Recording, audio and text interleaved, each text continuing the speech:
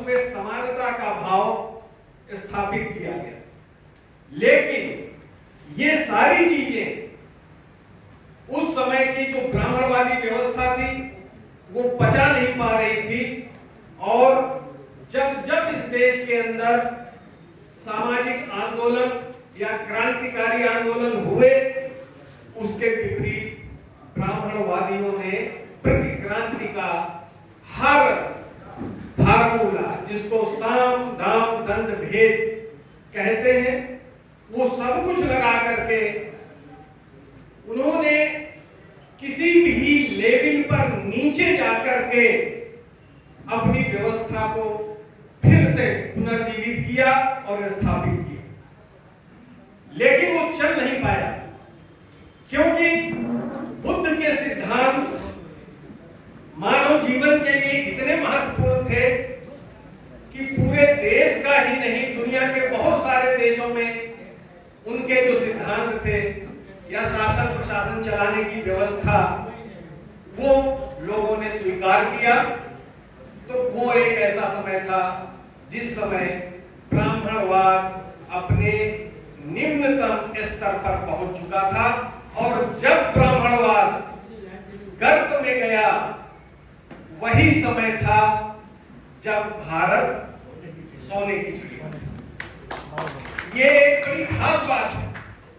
और ब्राह्मणवाद माने एक सामाजिक व्यवस्था, और वो केवल सामाजिक व्यवस्था नहीं है, सामाजिक, आर्थिक, राजनीतिक और सांस्कृतिक व्यवस्था है, जिसमें सारे प्रावधान दिए गए हैं। हमारे बाद, उसके बाद में जैसे जैसे बुद्ध शासन धीरे धीरे पतन हुआ, पतन का कारण आप सभी लोग जानते हैं। सम्राट अशोक के पोते बृहदत्त की हत्या उन्हीं के सेनापति, जिसका नाम पुष्यमित्र शुंग था, ब्राह्मण था, उसने की, और हत्या करने के बाद वो शासन सत्ता के ऊपर काबिज हो गया। काबिज होने के बाद उसने सबसे पहला काम क्या किया? देखिए, मैं आपको याद दिलाना चाहता हूं कि सुभाष चंद्र बोस इस देश के बहुत बड़े नायक रहे। वो आईसीएस में सिलेक्टेड थे। एक निबंध लेखन, हर एक आईएएस जो परीक्षा होती है उसमें निबंध लेखन, ऐसे राइटिंग अनिवार्य होता है। उसमें मैं थोड़ा सा रेफरेंस दे रहा हूं। कहा उनसे एक निबंध लेखन के कई सारे टॉपिक होते हैं, उसमें से किसी एक पर आप लिखिए। तो उन्होंने एक टॉपिक चुना कि किसी देश को अगर बर्बाद करना हो तो क्या करना चाहिए। तो सुभाष चंद्र बोस ने बहुत लंबा लेख नहीं लिखा, उन्होंने एक छोटा सा लिखा। उसका मुख्य उद्देश्य उसमें लेखन का यह था कि अगर किसी देश की चेतनापूर्ण संस्कृति को नष्ट कर दिया जाए तो देश अपने आप नष्ट हो जाए। और वो आईसीएस में सिलेक्ट हुए। विद्वान व्यक्ति थे, क्रांतिकारी भी थे, देश के प्रति समर्पित थे। वही चीज, क्योंकि शास्त्र का जो मतलब होता है, एक ऐसी संविधान को आप पढ़े, बिना संविधान को समझे आप कोई भी लड़ाई नहीं लड़ सकते, चाहे वो कल का संविधान हो, चाहे आज का हो या आने वाले समय का हो। इस संविधान के विषय में हम बार बार जब आपके बीच में आते हैं तो हम आपसे कहते हैं कि महिलाओं को और अपनी बेटियों को साथ में लाइए। आप अकेले खूब चिल्लाइए, खूब कहिए, लेकिन आपकी पत्नियां रोज जाकर वहां शंख बजाएंगी, कुंभ में नहाएंगी, मंदिरों में जाकर ढोल ढमक्का बाजेंगे, तो फिर क्या होगा? आपको वैसे चिल्लाते रहिए, क्योंकि किसी भी बच्चे के जन्म के बाद महिलाओं को उसको बनाने में, जैसे कुम्हार एक घड़ा बनाता है, उसी तरह माँ भी अपने बच्चों को जन्म देने के बाद बनाती है। जब वो बच्चा भी उसी माहौल में अपने आप को देखेगा तो आप लाभ जन्म कर लीजिए, कोई परिवर्तन आने वाला नहीं है समाज में। इसलिए हम आपसे बार बार कहते हैं कि आप अपनी पत्नियों को बच्चों को लाइए, रोज रोज जब वही बात वो सुनेंगी तो कहीं न कहीं उनके दिमाग में असर पड़ेगा। इसलिए संविधान को समझना, संविधान को अपने घर से ही लागू करिए और अपने अगल बगल में लोगों के साथ में उसको जब भी बैठे तो ये चर्चा मत करिए कि मोदी ये, योगी ये, अरे क्या है ये, कुछ नहीं है। आप बात करिए कि हमको संविधान को अपने घर के अंदर के कमरे तक ले जाना है। अपने बच्चों को भी समझाना है कि संविधान है क्या, ये मनुस्मृति है क्या। हम तमाम महिलाओं के बीच में जाते हैं तो वो ये समझने ही नहीं चाहते कि मनुस्मृति में और इसमें बाबा साहब के संविधान में क्या अंतर है। उनको बार बार समझाते हैं कि भाई आज जहाँ तुम बैठी हो, भले तुम कुंभ में जाओ, भले तुम किसी मंदिर में जाओ या किसी हाट में जाओ, लेकिन ये आजादी हमको संविधान के द्वारा बाबा साहब अम्बेडकर ने भी दी है। इसलिए उसके लिए तुम सोचे जागते सोचो, और जब आप अपने घर के बेडरूम से इस चीज को लागू करेंगे कि हमारी पत्नी, हमारे बच्चे इस चीज को समझे, संविधान को जाने, तभी आप कोई लड़ाई लड़ पाएंगे। और उस लड़ाई की अगली पंक्ति में अगर आप महिलाओं को नहीं रखेंगे तो वो लड़ाई आप ऐसे लड़ते रहेंगे, उसका कहीं कुछ नहीं होने वाला है। हम यहाँ इतने लोग इकट्ठे होंगे, सब एक दूसरे की तारीफ करेंगे और खाना पीना खा के फिर चले जाएंगे। इसलिए हम फिर एक बात कहेंगे कि अब जब भी मीटिंग हो तो एक छोटा सा ही पर्चा निकालिए संविधान के विषय में, वो पर्चे अपने घर में ले जाइए, बगल वाले को बाद में दीजिए, पहले आप अपने घर से शुरुआत करिए। तो मैं ऐसा सोचती हूँ कि संविधान पे हमारी पक्की मुहर लगेगी जो हमारी जीत का रास्ता तय करेगी। इतनी बात कहेंगे, मैं अपनी बात को समाप्त करती हूँ। दस्तूर हिंद का बनाया गया, बदकिस्मती से किसी भी कानून को कितना ही अच्छा हो, लेकिन उसको चलाने वाले हाथ अगर अच्छे नहीं हैं तो उस कानून का कोई मतलब नहीं। आजादी के बाद, अंग्रेजों की गुलामी के बाद ये देश एक खास मानसिकता रखने वाले लोग, जिन्होंने धर्म का जादू चला करके हिंदुस्तान की एक बड़ी कम्युनिटी को अपना गुलाम बनने पर मजबूर किया, उनके हाथ में ये देश चला गया।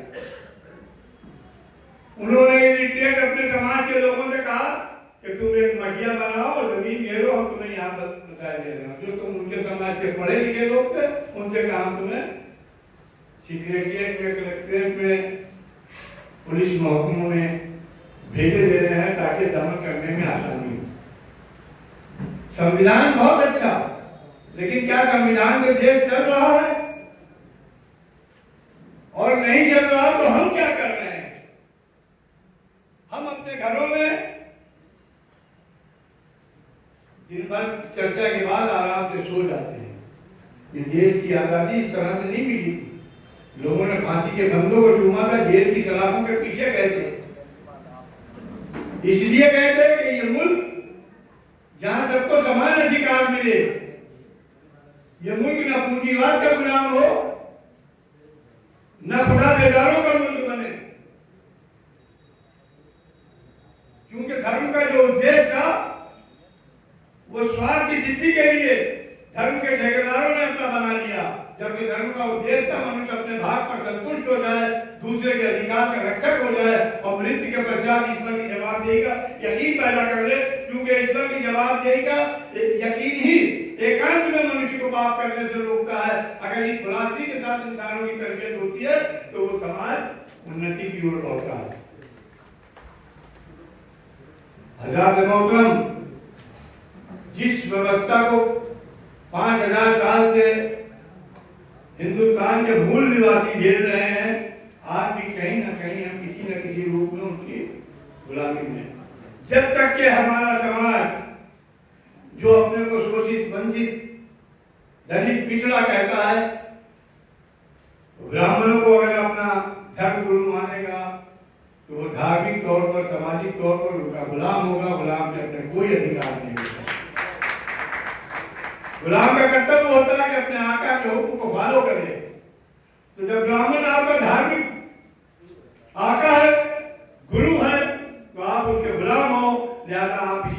चलते रहेंगे। कभी भारत की आजादी के 75 साल बाद समान शिक्षा, समान स्वास्थ्य सेवा नहीं हो सकी, लोगों को मैसर हुई। एक एजेंसी है जहां लाखों रुपए खर्च करके इलाज होता है, दूसरे वो जितनी शहर के अंदर वो चलते हुए सरकार के नगर निगम के दवाखाने वो बंद होते चले गए और हम खामोश होते रहे। सरकारी अस्पतालों का हाल ये है कि वहां का सीएमओ और वो बड़े बड़े हॉस्पिटलों से सेट है कि हम अपने यहाँ दवाएं ठीक देंगे नहीं। नूर हीरा से लेप होता है, वो होता है डॉक्टर भीमराव।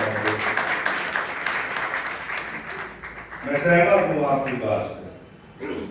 मैं आपको बता दूं, मुख्य अतिथि जी, हमारी और आपकी आयु में बहुत फर्क है। आप हमारे वरिष्ठ हैं, अनुभवी हैं, मगर मैं इतना जानता हूं कि जब देश आजाद हुआ तो सूर्य तो निकल रहा था, मगर देश अंधेरे में था। उस देश को रोशनी देने वाला कोई था तो डॉक्टर भीमराव अम्बेडकर। जब वो संविधान की रचना हुई तो उस सूर्य की किरणें जो बनी वो डॉक्टर भीमराव अम्बेडकर जी के द्वारा।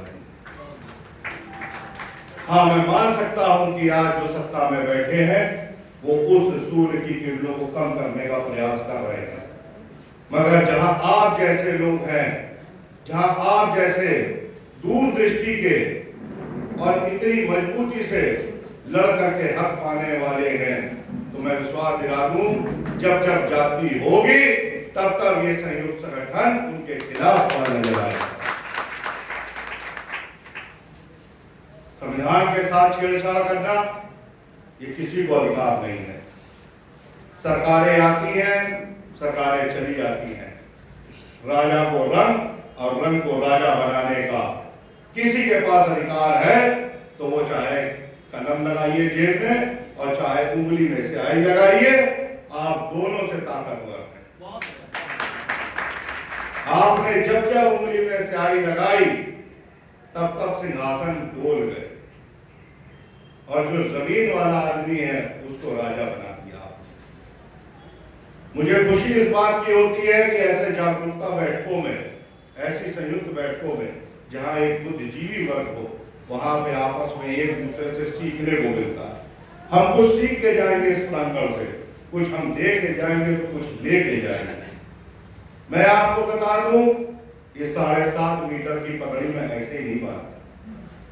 गुरु गोविंद सिंह जी ने अपने चारों लाल 7 साल 9 साल के बच्चे दीवारों में चुनवा, 2 चमकौर की युद्ध के मैदान में शहीद हो गए।